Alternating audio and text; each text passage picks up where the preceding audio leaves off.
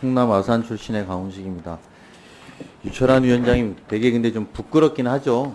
우리가 오늘 이런 대화하는 게 대한민국 영부인이 어쨌든 뭐 100을 받았는데 직무 관련성이 있네 없네 뭐 이런 이야기를 갖고 우리가 오늘 하루 종일 국민들 보는데 이야기하고 있고 권익위원장님은 나 잘 모르겠는데 부위원장이 한 거 저기 해갖고 판단을 잘 모르겠다고 하고 자료 보자고 하면 판단에 대한 자료를 보여줄 수 없다고 하고 논리 구성은 완성돼 있어요.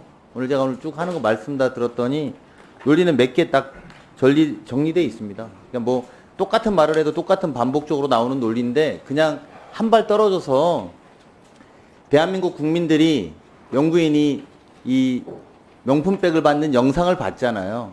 근데 이게 어쨌든 아무런 청탁 금지와 상관이 없는 문제가 없는 것으로 판단된 것에 대해서 그걸 보고 있는 거잖아요. 근데 이제 그 자리에 권익위원장님 계시고 저는 앞으로도 정치를 굉장히 오래 할 사람인데요. 이 정권이 바뀌고 또 우리가 그 자료를 볼 때가 된다면 반드시 이 문제 보지 않겠습니까? 그럴 때 누가 권익위원장이었고 부위원장이었고 또 우리가 오늘 속기록에 남긴 말들이 어떤 말들로 점철되어 있는지 국민들이 다시 한번 판단할 기회를 반드시 가질 거라고 생각합니다. 제가 많이 안타까운 것은 이런 논리로 국민의 눈 가리고 아웅을 할 수 없다는 점입니다. 그냥 간단하게 여쭤보겠습니다. 네. 얼마나 많은 사람이 이런 일을 할 수 있는지 지금 현재로는 그러면 저는 이제 지역구 국회의원이잖아요. 그리고 정무위원입니다. 누가 저한테 300만 원짜리 명품백을 주면 이건 잘못이죠? 예. 그렇죠. 제 아내가 받으면 괜찮습니까? 이건 물론 당연히 대가를 바라지도 않고 상임이나 지역구라 상관없다면요. 예, 그러니까 직무 관련성이 없다면, 호의적인 선물이라고 판단될 가능성이 있습니다. 300만 원짜리 정도는 대한민국 국회의원 와이프들이 다 받아도 되는 거죠. 아니, 질문입니다. 예, 그러니까 호의적으로 그렇게 그런 관계라면 그럴 수도 있다는 생각합니다. 그러면 이제 그 국회의원만 되는 건 아니고 지금 저기 뒤에 계신 국장님들이나 이런 분들도 다 부인들이나 남편분들이 직무 관련성이 없다가 판단되면 받아도 되는 거죠. 답변하세요. 위원장님, 제가 질문 드렸는데 답변하십시오. 예. 받아도 되는 거죠? 저 뒤에 계신 분들도. 바람직하지 않다고 생각하지만 법적인 그런 것은. 김건희 여사가 바람직 않다. 이거는 그렇게 됩니까? 아니면 저 뒤에 분들만 바람직하지 않은 겁니까? 정확하게 답변해 보세요. 김건희 여사가 바람직하지 않은 행위를 한 겁니까? 예, 답변 드리기가 참 또 애매합니다. 아니 정확하게 말씀하셔. 뒤에 분들은 바람직하지 않고 우리 영부인은 받으셔도 됩니까? 예, 구체적인 것은 제가 답변 드리긴 좀 어려울 것 같아요. 뭐가 구체적인 겁니까? 이거 되게 단순한 이야기 아닙니까? 똑같은 상황에 대해서 여쭤보는 겁니다. 법이라는 게 상식 아닙니까? 판사님 출신이신데 이 정도는 말씀해 주셔야 저희도 그 소신 정도는 믿어볼 거 아닙니까? 저 뒤에 계신 분들 남편이나 사모님들이 받으시는 것 문제 없다고 말씀하신 거죠?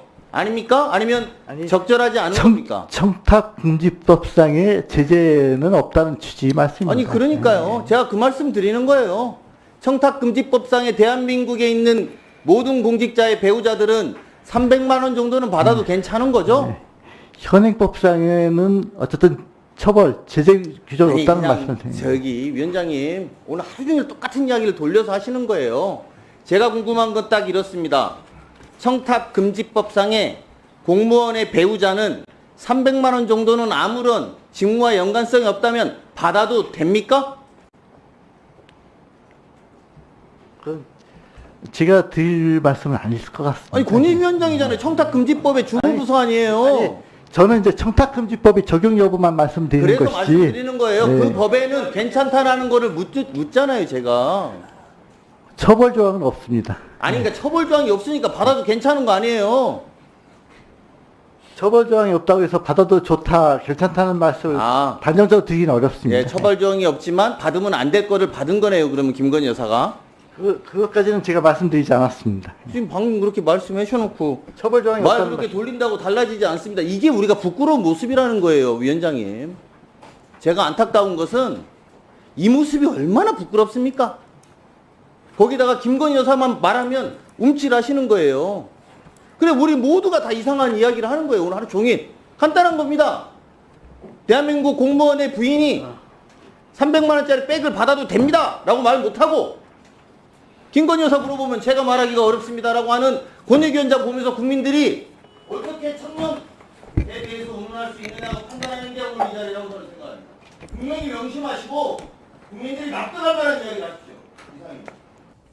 제가 오전에 장관님 국내 민족 독립 기념관 관련돼서 예산안 일체랑 그리고 그거 관련해서 오늘 하루 종일 하신 말씀이 연초부터 계속 보고를 받았다 그래서 제가 그 회의 내용이나 보고 내용, 또 보고 일시, 보고자, 참석자 이런 걸 좀 제출하라고 그랬는데 어떻게 왔는 줄 아세요? 이렇게 왔는데요. 2줄. 이건 보고한 게 없는 거예요. 위증하신 겁니다. 분명하게 해드리겠습니다. 오늘 하루 종일 연초부터 내년에 80년 광복을 위해서 보고를 받았고 그런 과정에서 국내 민족 독립운동 기념관이 건립이 결정됐다라고 말씀하셨는데 그 회의 내용과 자료 일체를 내라고 했고 위원장도 그렇게 말씀하셨잖아요. 이렇게 내시면 이건 위증입니다. 오늘 하루 종일 위증하신 걸로 저는 양당 간사하고 위원장에게 강정희 장관에 대해서 고발을 검토해 줄 걸 정식으로 건의드립니다. 네, 그 부분에 대해서는 연초부터 저희가 논의를 했고 보고가 된 거는 사실입니다. 네, 그 자료를 아까 한창민 의원도 2장뿐이 안 됐다 그랬고 네, 아니에요. 회의하고 보고한 자료를 내시라고요. 말로 넘어갈 게 아니에요 이게. 네, 제 생각에 해당되는 실장님 관련해 가지고 자료에 대한 거 자, 자료 설명을 관계는 드리시길 우리 바랍니다. 다시 한번 체크해 보세요. 예, 체크하시고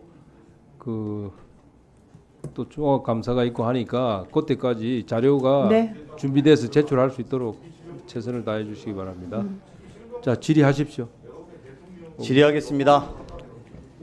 장관님, 고엽제 잘 알고 계시죠? 알고 있습니다. 우리 한 6만 3천 명의 고엽제 후유증을 가지고 계신 분이 있고 후유증까지 생각하면 4만 8천 명 정도 갖고 있습니다.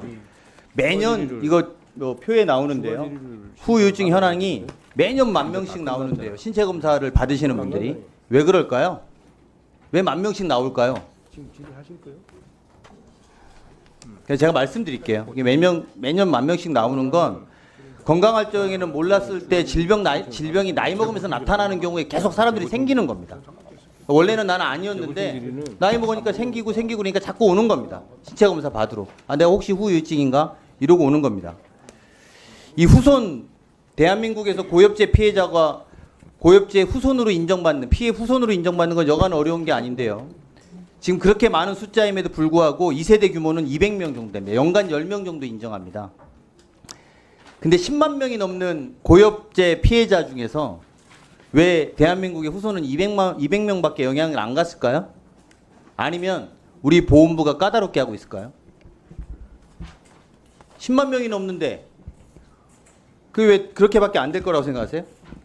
아니면 우리가 까다롭게 한다고 생각하세요? 그냥 숫자로만 봤을 때는 어떠세요?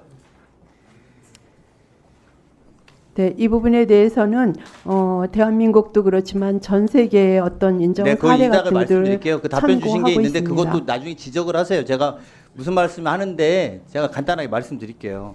이게 암에 가장 민감한 거 아닙니까? 다이옥신이. 나중에 이제 뭐 미국 이야기하고 베트남 이야기 하실 때는 장관이 그런 보고를 지적하시라고 제가 말씀드리는 거예요. 제가 지금 드리는 이야기는. 왜 10만 명이나 있는데 2세가 200명밖에 없냐고요. 그거는 3세 이야기예요, 지금. 장관 뒤에서 페이퍼 주시는 분들이 국장들이 정확하게 전달하세요. 우리가 그걸 너무 까다롭게 해요. 그냥 까다롭게 한다는 게 사실관계입니다. 제가 의원실로 제보온 A씨 사례를 잠깐 말씀드리겠습니다. 시간이 좀 걸리더라도 샴 쌍둥이로 태어나서 국내 최초의 분리수를 받고 태어나자마자 암 수술을 하고 말초신경병까지 진단받은 분이 계십니다. 자신의 아이도 20대인데 질병이 있습니다. 근데 아버지가 살아계실 때 베트남전에 대한 언급을 안 하신 거예요.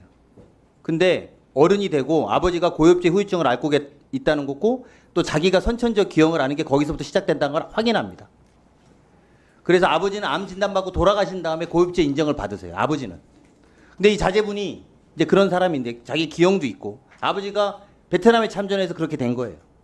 그런데 이 사람은 포기하지 않고 계속해서 보험병원에다 진단서 이런 것들을 계속 냅니다. 거기서도 나옵니다. 병명이.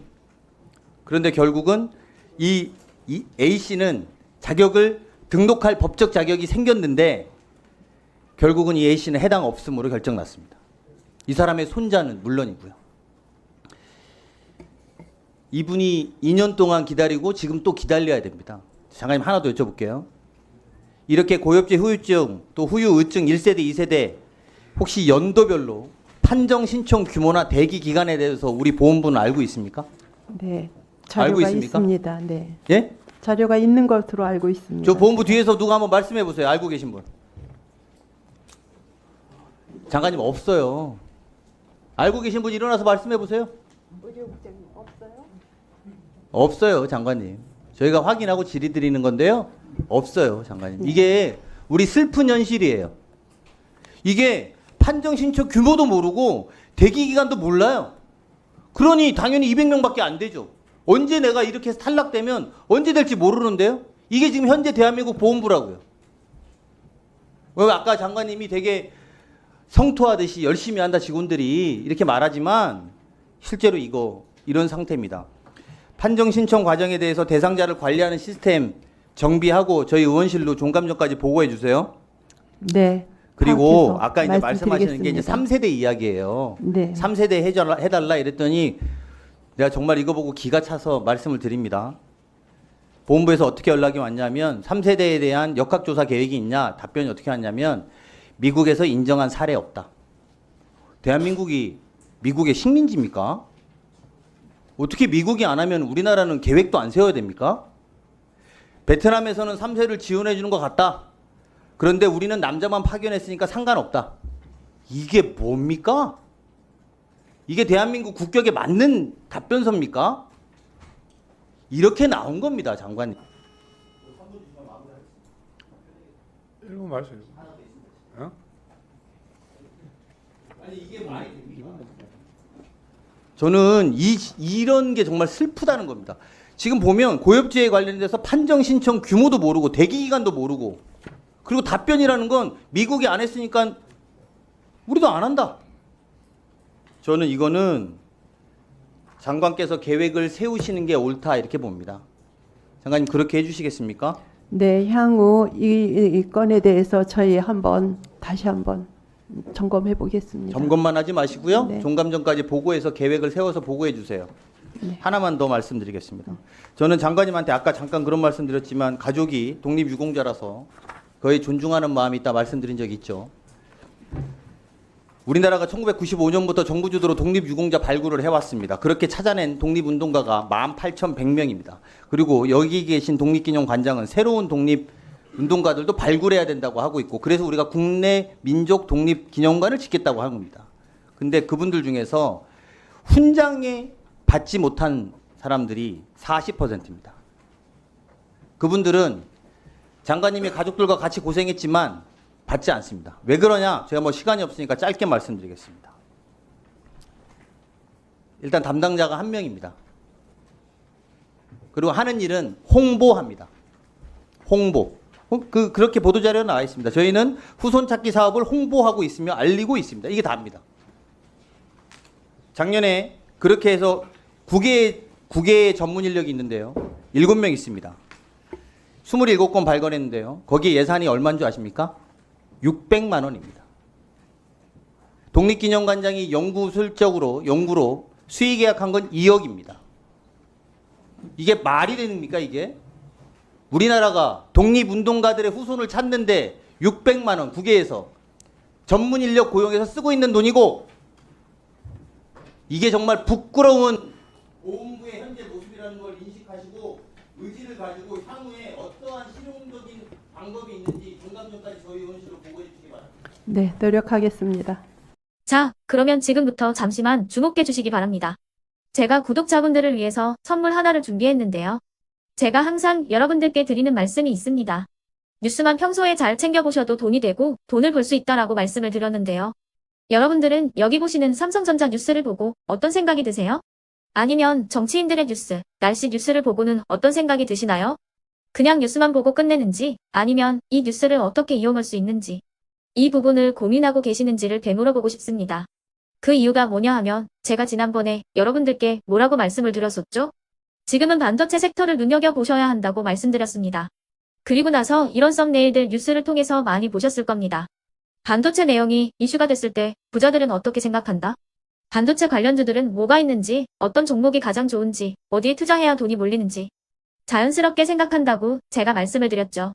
그 이유가 뭐냐 하면 부자들이 봤을 때는 이슈가 곧 돈으로 이어지고 그 이슈가 나에게 돈을 벌어준다는 경험적 확신이 있기 때문에 부자들은 항상 이런 사회적 이슈를 관심 있게 챙겨본다고 제가 말씀을 드렸습니다. 이번에도 마찬가지인데요. 제가 지난번에 시청자분들과 함께하는 주식으로 수익 내기 이벤트를 진행했었죠. 당연히 100% 무료로 진행을 했었고요. 여기 보시면 아시겠지만 제가 지난번에도 구독이라고 보내주신 모든 시청자분들께 반도체 관련주 중에 가장 크게 급등할 딱 한 종목, 많은 종목도 아니라 한미반도체 한 종목을 여러분들께 추천드렸어요. 그러면서 여기 나와 있는 대로 정확히 얼마에 매수해야 하는지, 그리고 수익률이 어느 정도 나왔을 때 팔아야 하는지를 이런 부분들까지 여러분들에게 정확히 알려드렸었는데 지금 실제로 어떻게 되었다? 오른쪽을 보시면 아시겠지만 제가 지난번 문자 발송으로 이 한미반도체를 소개해드리고 나서 실제로 이렇게 5배 이상 어마무시한 상승이 나왔습니다. 100만 원만 투자를 했어도 무려 500만 원이 넘는 수익금이 생긴 거죠. 그래서 당시에도 굉장히 많은 분들이 제가 드린 이 한미반도체로 수익을 내실 수가 있으셨을 텐데요. 다시 한번 축하드린다고 말씀을 드리겠고 이번에도 마찬가지입니다. 앞으로도 2024년, 2025년 계속해서 기대해볼 섹터는 AI입니다. 그 중에서도 AI 반도체는 그 누구도 부정할 수 없는 미래성장 산업입니다. 그러면 우리가 어떻게 생각해 볼 수 있을까요? AI 반도체 종목 중에 앞으로 크게 대장 역할을 하면서 10배 이상 급등할 수 있는 텐베고 종목을 지금부터 열심히 추적해야 한다는 겁니다. 큰 돈을 투자하지 않더라도 월급의 일부분 아주 소액이라도 이 종목을 모아가야 수백 %의 수익률을 손에 쥘 수 있는 것이죠. 지금 여러분이 보고 계시는 이 유튜브 또한 AI 반도체와 아주 밀접한 연관이 있고 반도체야말로 대한민국의 핵심 산업으로 앞으로 더더욱 시장은 성장할 수밖에 없습니다. 그렇기 때문에 제가 이번에도 뭘 보내드리고 있냐면 지난번과 똑같이 구독이라는 문자를 보내주시면 제가 AI 반도체 관련주 중에 앞으로 대장주 역할을 하면서 주가가 가장 크게 급등할 한 종목을 여러분들께 문자 발송으로 종목명과 사고 파는 시점을 모두 알려드릴 건데요. 그 문자를 받고 여러분들이 주식으로 돈 버는 연습을 한번 해보셨으면 좋겠고요. 혹시라도 나는 주식을 하지 않는다 하시는 분들은 주변에 주식하시는 지인분들에게 말씀을 해주셔도 되고요. 아니면 연세가 있으셔서 투자가 어렵다 하시는 분들은 이 종목을 자녀분들에게 한번 사봐라. 이걸로 한번 수익을 내봐라. 이렇게 조언을 해주실 수도 있는 거겠죠. 그래서 지금 이 영상을 보시는 시청자분들 중에 나도 이번 종목이 좀 궁금하다 하시는 분들은요. 누구나 상관없이 그리고 어느 시간대나 상관없이 부담없이 010-2514-5930번으로 구독이라는 문자 보내주시면 제가 이번에도 똑같이 무료 추천 급등주 문자를 보내드리겠습니다. 이해되시겠죠?